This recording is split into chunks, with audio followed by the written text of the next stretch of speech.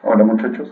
En la videoclase de hoy, veremos la parte más formal respecto al tema de capacitancia.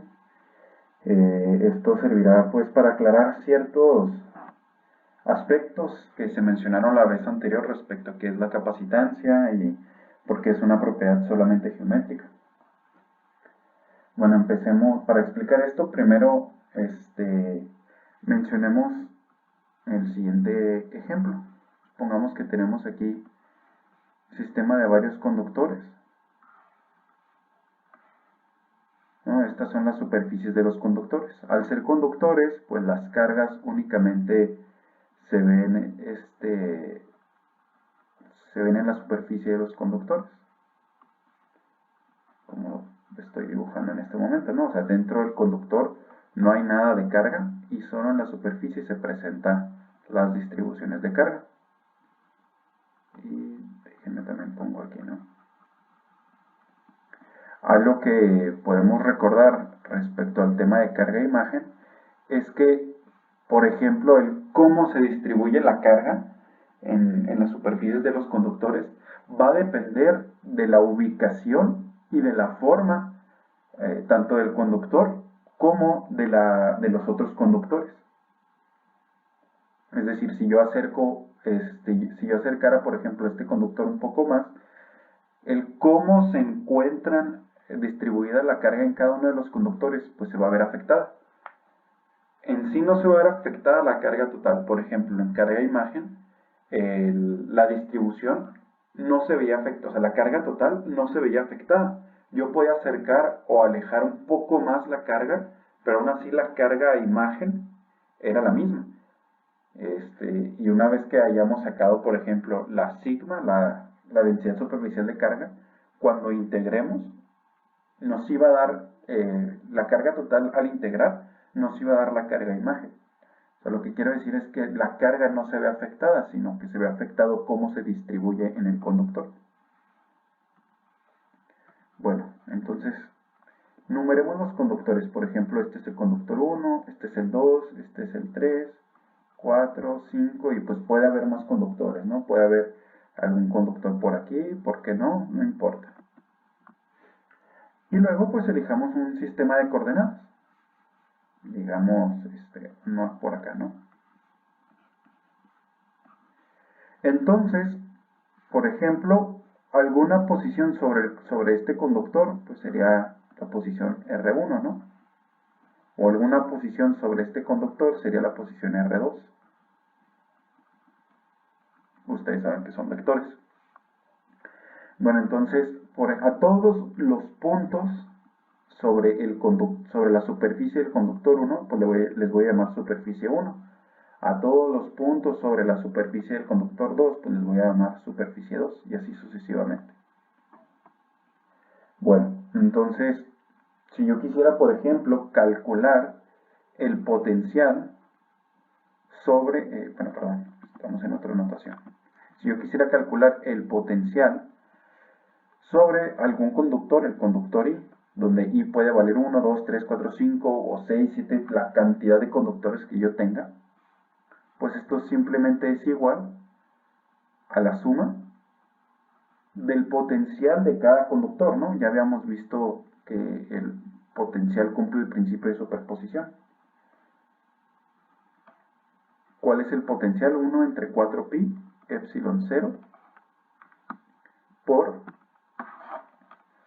la integral del diferencial de carga, que va a ser la densidad superficial de carga en el conductor J por el diferencial de área J, dividido entre la posición del conductor I menos la posición del conductor J. Aquí pues yo estoy integrando respecto a las coordenadas del conductor J, y J va desde 1 hasta N. Entonces, si se fijan, aquí también estoy considerando, o sea, digamos, si I vale 3, en esta suma estoy considerando el valor de I, o sea, del mismo conductor. Porque, bueno, como ya vimos en la parte de presión electrostática, si yo me tomo un diferencial de carga, por ejemplo aquí en el conductor 2, Pues obviamente el diferencial de carga no va a ejercer un potencial sobre sí mismo, pero sí el resto del conductor, ¿no? O sea, es todo esto de aquí y todo esto de acá, sí que va a ejercer algún potencial, o sea, va a tener algún efecto sobre este diferencial, pero pues es un diferencial, es muy pequeñito. Entonces, lo que quiero decir con esto es que claro que tengo que considerar la contribución del conductor sobre sí mismo. Ojo, no estoy hablando de una carga puntual sobre sí misma o un diferencial de carga sobre sí mismo, no. Estoy hablando de la contribución de todo el conductor respecto a un puntito sobre este. Repito, RJ pues es la posición, RJ son las posiciones en la superficie del conductor J,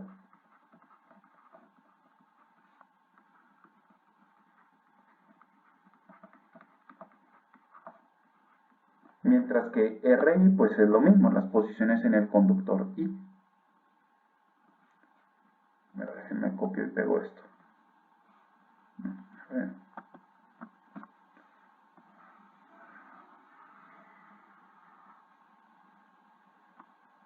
Copiar. Listo. Entonces aquí nomás le pongo J, ¿no? Aquí lo que, en esta formulita que estoy poniendo aquí arribita, esta de aquí del potencial, pues lo único que estoy diciendo es que el potencial en las posiciones del conductor I, es decir, en cualquier punto sobre el conductor I, es igual a esta integral, ¿no? O sea, yo me tomo una posición fija en el conductor I y luego hago esta integral. Aquí si se fijan, este diferencial de área implícitamente lo que me está diciendo es que voy a integrar en las posiciones del conductor J. Entonces aquí le voy a poner SJ, porque estoy integrando en las posiciones del conductor J. Es decir, RJ va a estar moviéndose en todos los puntos que pertenecen a la superficie del conductor J. Y básicamente RI la dejé fija, ¿no? Bueno, algo interesante que hay que mencionar es que aunque tengan formas medio extrañas, nosotros sabemos que el potencial dentro de cada conductor tiene que ser constante. Por ejemplo, este es el potencial 3, tiene que ser constante. El potencial 4 tiene que ser constante. De hecho, pueden ser distintos potenciales, ¿no? El chiste es que dentro del conductor y por ello también en las superficies, o sea, por la continuidad del potencial, también en la superficie va a ser, el potencial tiene que valer lo mismo que dentro. Entonces, dentro del conductor, el potencial tiene que ser constante. A lo mejor para el conductor 3 vale 1 volt, para el conductor 4 vale 100 volts, para el conductor 5 vale 0.5 volts, para el conductor 2, si por alguna razón lo aterrizo o simplemente haciendo el cálculo aparece, puede ser 0, etcétera, ¿no? O sea, los potenciales en cada conductor pueden ser distintos. El chiste es que en todo el conductor el potencial es constante. ¿Por qué? Porque eso haría que el campo eléctrico dentro del conductor sea cero. Y pues estamos en electrostática, entonces se tiene que cumplir forzosamente eso, que el campo eléctrico dentro del conductor sea cero. Eso lo que quiere decir nada más es que el potencial dentro del conductor es constante. Es decir, aunque yo fije una posición cualquiera en el conductor I, al hacer esta integral me va a dar un numerito. Y si yo cambio de posición del conductor I, por ejemplo, si I es 4, esta fue la posición que al inicio elegí, calculé el potencial. Si yo me elijo cualquier otra posición, no importa cuál sea, el potencial me tiene que dar el mismo. ¿Por qué? Porque estoy dentro del mismo conductor. Bueno, ya aclarado esto y esto de que en realidad me tiene que dar constante sin importar el valor de J. Bueno, esto es lo que había que mencionarse. Otra cosa que es importante mencionar es esto de aquí, SJ, pues depende de la posición, ¿no? Es una función de la posición. ¿Cuáles posiciones? Pues las posiciones en la superficie J. Recordemos que esto de aquí es la derivada de la carga, respecto al área. Es decir, qué tanta carga hay en un diferencial de área. Y hago esa división y eso es esto, es la densidad superficial. Entonces claramente solo puede estar evaluado en los puntos de la superficie del conductor. Es decir, si me tomo por ejemplo J igual a 5, pues esto de aquí solo puede estar evaluado en los puntitos que representan la posición de la superficie del conductor 5, que son todos estos de aquí. Muy bien. Entonces, ya aclarado todo esto, pues si se fijan implícitamente, esto de aquí me está hablando de la forma geométrica del conductor. También, si yo muevo las cosas, pues va a cambiar cómo se distribuye la carga. O sea, la carga total no, pero cómo se distribuye la carga sí. Entonces también me va a hablar implícitamente de la posición y forma del resto de conductores. Y también me va a hablar de la carga que está en este conductor. Entonces, yo esto de aquí, la densidad superficial de carga, lo puedo escribir como algún valor promedio multiplicada por una funcioncita. Que esta función, digamos, va a agarrar toda la información de la forma del conductor J y la posición de todos los demás conductores que hacen que se distribuya de cierta forma la carga. Y este de aquí, que es un vil numerito, es un valor promedio de la carga, de la densidad superficial. Entonces, el valor promedio de la densidad superficial va a ser simplemente la carga total en el conductor J dividido entre la superficie del conductor J. Entonces, lo que estoy mencionando es que esta función f solo depende de la posición, la forma del conductor J y del cómo se distribuye la carga. En sí no va a depender de la carga, sino del cómo se distribuye la carga en la superficie del conductor J. ¿De qué depende el cómo se distribuye la carga? Bueno, pues ya lo mencionamos, ¿no? Depende de la posición y forma del resto de conductores. Entonces, repito, esta función f, 1, depende de la forma del conductor.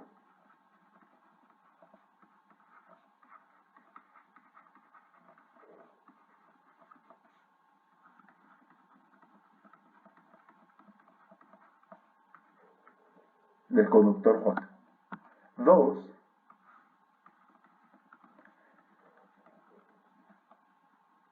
depende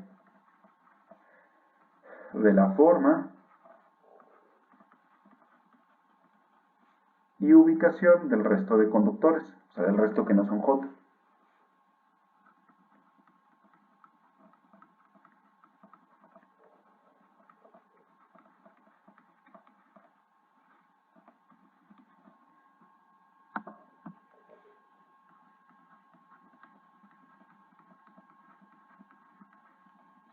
Sí, ¿por qué depende de la forma del conductor? Bueno, pues porque ya habíamos hablado de que esto solo está evaluado en los puntitos que representan la superficie del conductor, es decir, en las posiciones que representan la superficie del conductor. ¿Y por qué depende de la forma y ubicación del resto de conductores? Porque la forma y el resto de ubicación de conductores, la forma y la ubicación del resto de conductores me va a decir el cómo se va a distribuir la carga. Y entonces, digamos que solo, ya no voy a estar considerando cuánta carga, sino digamos que en proporción la ubicación de la carga. Es decir, por ejemplo, si aquí yo tengo una superficie plana y aquí tengo una carga puntual, por poner el ejemplo de que ya habíamos resuelto, mientras más se acerque la carga puntual, en esta parte de aquí, en esta región cercana a la misma, ¿cómo se dice? No a la misma altura, pero sí, digamos, cercana a este mismo punto que está justo debajo de la carga se va a concentrar mucho. Y en el resto de posiciones, la carga pues va a disminuir. La carga total siempre va a ser la misma, ¿eh? O sea, la carga total en el conductor siempre va a ser igual a la carga imagen. Eso no hay pierde. El asunto es el cómo se va a arreglar, cómo se va a acomodar. Y pues eso les digo, depende de la ubicación de la carga puntual que yo le acerque o le aleje. Evidentemente, si no es una carga puntual, sino por ejemplo un anillo, pues va a suceder lo mismo. Mientras más yo le acerque el anillo a este plano, pues más se va a concentrar la carga en esta parte, pero ya no va a tener la misma distribución. O sea, aunque se concentre ahí, es decir, dependa de la posición del anillo, ya no va a tener la misma forma que cuando era una carga puntual. Es decir, también depende de la forma de este conductor de aquí. Entonces, a eso me refiero con que esta función FJ depende tanto de la forma como de la ubicación del resto de conductores. Es decir, lo que acabo de decir es que la distribución de carga va a ser igual a la carga total en el conductor J entre el área total del conductor J multiplicada por esta función FJ, que esta función tiene pura información geométrica del sistema, ¿sí? Porque tiene pura información geométrica del conductor J y de la posición y forma del resto de conductores, es decir, FJ tiene pura información geométrica del sistema. Entonces, si yo sustituyo, si se fijan, bueno, para empezar, si se fijan, estos ya son constantes. Estas son las funciones. La FJ es la función. Entonces, si yo sustituyo esto en la expresión que yo ya tenía, voy a tener que el potencial en el conductor I, pues tiene que ser igual a la suma desde J igual con 1 hasta N, porque puedo tener N conductores, de la carga QJ entre 4pi epsilon 0 SJ por la integral sobre la superficie J de la función FJ diferencial de área J entre RI menos RJ. O sea, esto de aquí debería estar dentro multiplicando a esta FJ para que de esa forma sea sigma J, o sea, la distribución de carga en el conductor J. Pero como la carga total y la superficie total pues son constantes, simplemente la saqué de la integral y me queda esto de aquí. A ver. Aquí me falta esta línea vertical. Muy bien, entonces, perdón.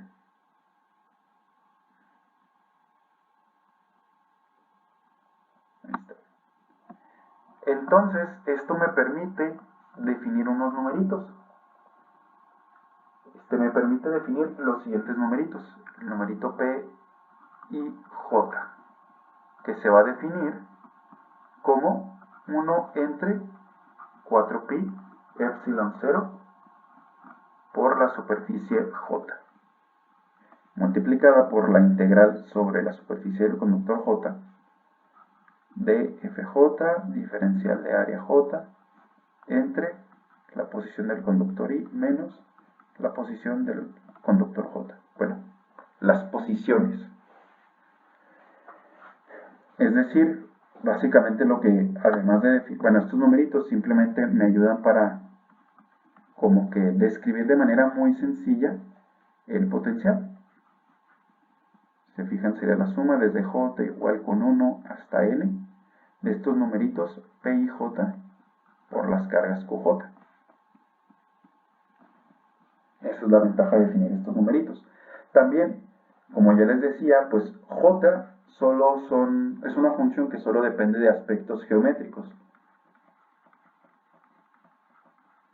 Es lo que argumentábamos anteriormente. Pues estos son posiciones, también pues son aspectos geométricos.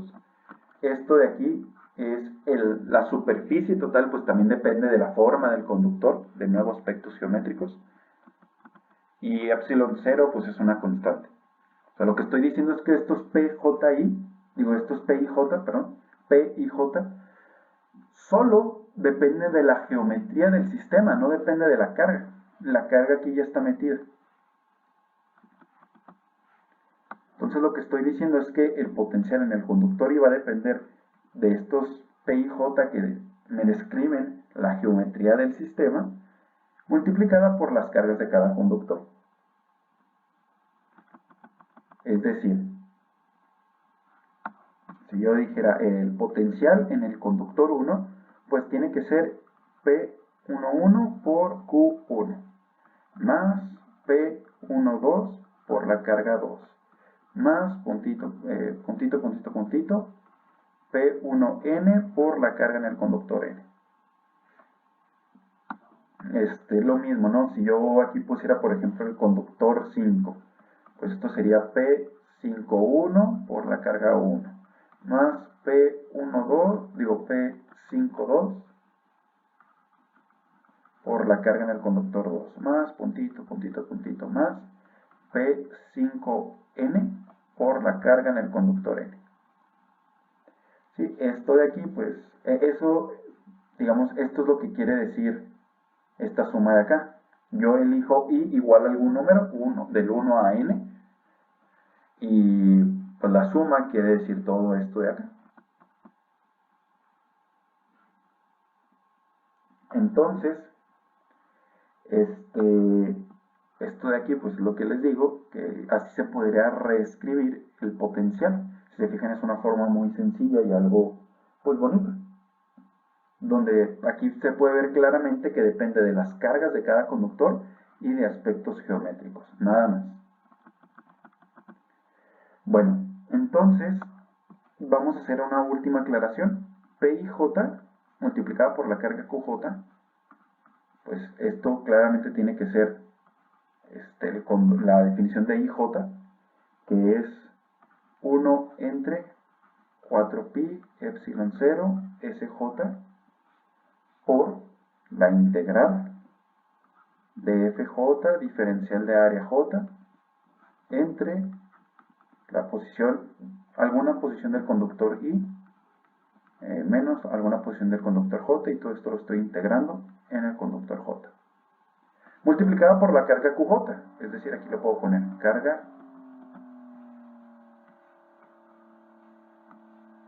QJ. Y pues esto lo puedo volver a meter a la integral, ¿no? Lo puedo poner aquí. Son constantes, no pueden entrar y salir de la integral sin ningún problema. Y si hago eso, pues yo sé que QJ por FJ entre SJ es sigma J. Sí, pues así fue como definir las FJ. El valor promedio de sigma por FJ, ¿no? Que fea sigma dibujé. Mejor. Es decir, esto es 1 entre 4pi epsilon 0 por la integral sobre SJ de sigma J de AJ entre RI menos RJ.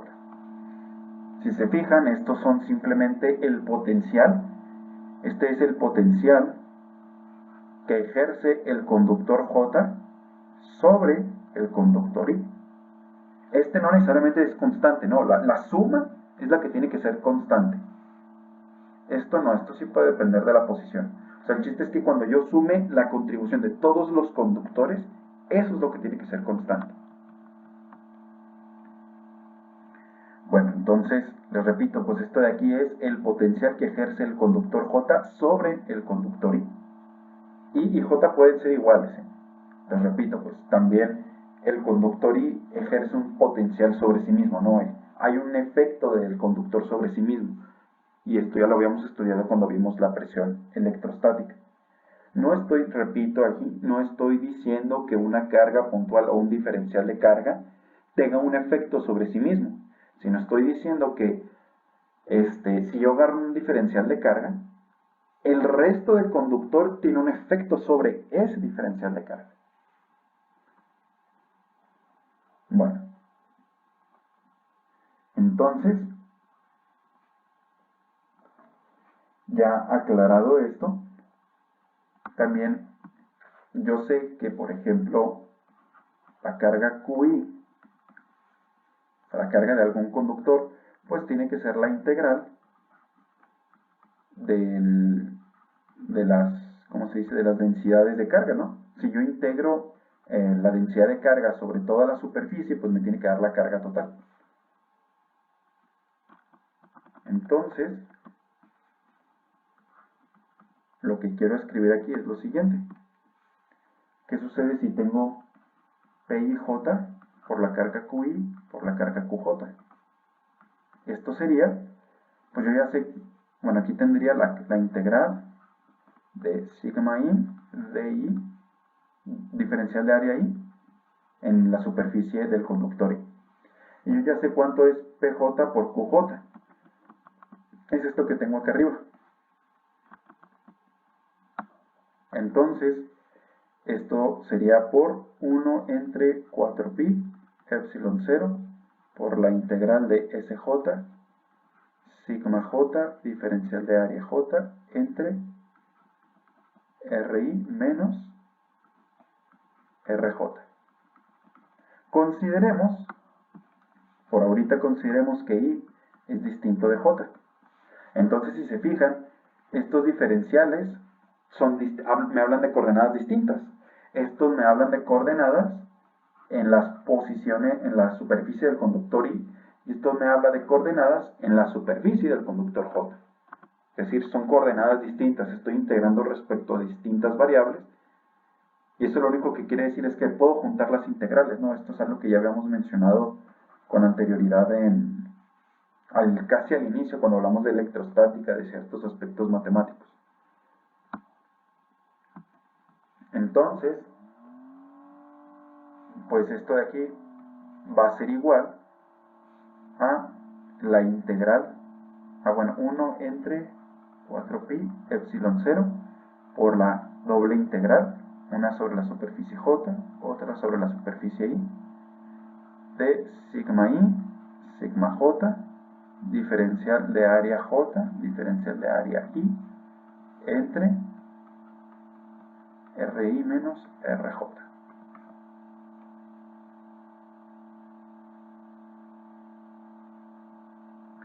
¿Y por qué escribí esto de aquí? Tomando fuertemente esto de que I es distinto de J, y lo borré. Tomando fuertemente que I es distinto de J, porque si fueran iguales no puedo hacer esto de aquí. Bueno, ¿por qué hago esto? Porque de esta forma se va a ver muy obvio que PJI multiplicada por QI por QJ es igual a esto. Aquí, si se fijan, lo único que hice fue cambiar I por J. Por ejemplo, si aquí yo pongo J, y aquí yo pongo I, tengo que volver a agarrar esto de aquí y cambiar los índices, ¿no? Aquí pondría J, aquí pondría I, aquí I, y aquí J, aquí J, y aquí I. Lo de abajo, pues no importa cómo yo lo arregle, ¿no? Porque está en una magnitud, o sea, es la resta de dos vectores su magnitud, no importa cómo yo los acomode. Y los diferenciales de carga, pues digo, los diferenciales de área, no importa en el orden en que yo integre, siempre los puedo mover. Por eso también es algo matemático que vimos al inicio. Entonces, pues por eso, esto de aquí es igual a esto de acá. Es decir, lo que estoy diciendo es que PIJ por la carga QI por la carga QJ tiene que ser igual a PJI por la carga QJ por la carga QI. Se mueren las cargas y quedaría que PIJ tiene que ser igual a PJI. Sí, para eso hice esto. Ya que ya he explicado qué es PIJ, veo que PIJ es igual a PJI, o sea, no importa el orden. Y claramente si I es igual a J, pues ahí con mayor razón se cumple esto, ¿no? Ahora si yo hago, si I es igual a J, pues claramente P y I, bueno, así, claramente P y J pues tiene que ser igual a P I por I, porque I es igual a J, que esto tendría que ser igual a P JI porque I es igual a J. Entonces siempre se cumple esto de aquí.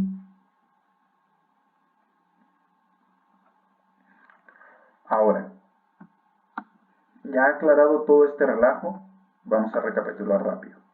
Lo único que dije aquí fue que existen estas funcioncitas que solo me hablan de aspectos geométricos y están relacionadas con la densidad superficial de carga.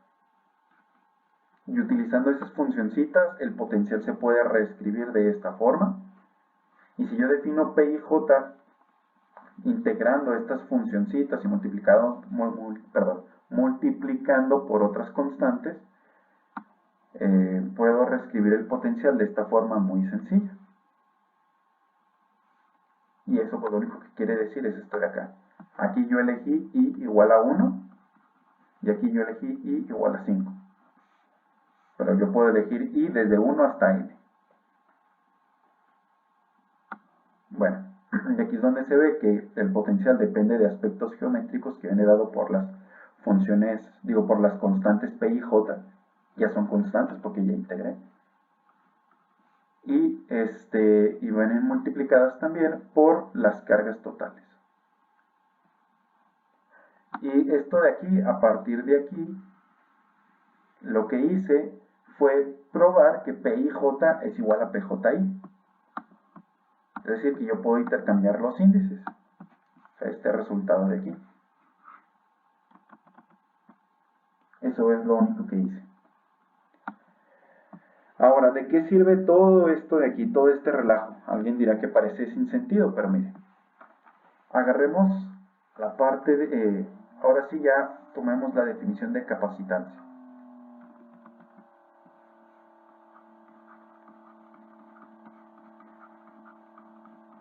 La capacitancia habíamos visto que se define como...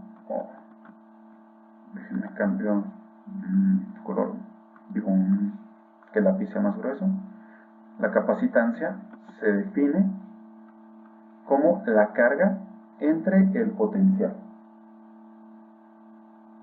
Entonces, por ejemplo, si yo tengo un solo conductor,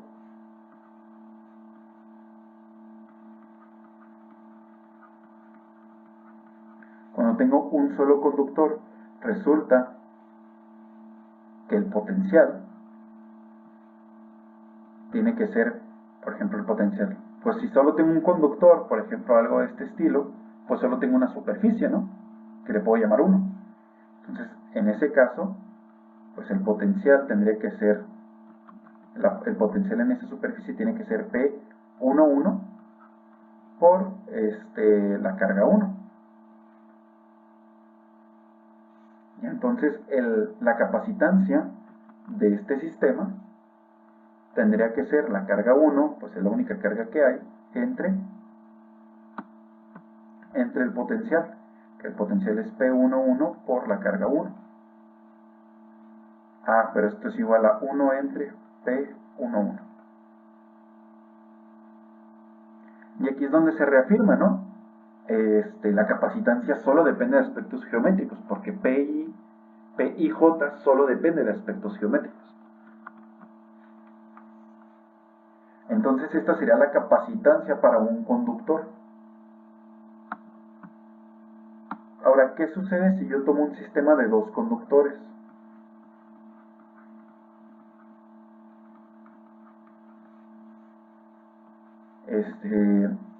Ahí en ese caso, por ejemplo, puede tener un conductor de esta forma y otro de esta forma, ¿no? Digamos que es el conductor 1 y el conductor 2. En ese caso, el potencial en el conductor 1, déjenme lo pongo de otro color, vamos azul, el potencial en el conductor 1 pues tendría que ser P11 por la carga 1 más P12 por la carga 2 y el potencial en el conductor 2 tendría que ser P21 por la carga 1 más P22 por la carga 2. algo que siempre hacemos al estudiar dos conductores es suponer que ambos tienen la misma carga pero de sentido contrario. Es decir, por ejemplo, voy a suponer que la carga 1 es Q y que la carga 2 es menos Q. Yo no estoy diciendo que Q es positivo o negativa, o sea, yo siempre digo 1 es igual al negativo del otro. Es lo único que dije. Y en este caso, pues el potencial en el conductor 1 tiene que ser estrictamente P11 por la carga 1 menos P12 por la carga 2, que es menos Q. Nomás pongo Q. Lo mismo para el potencial 2. Sería, por ejemplo, P21 por la carga Q menos P22 por la carga Q.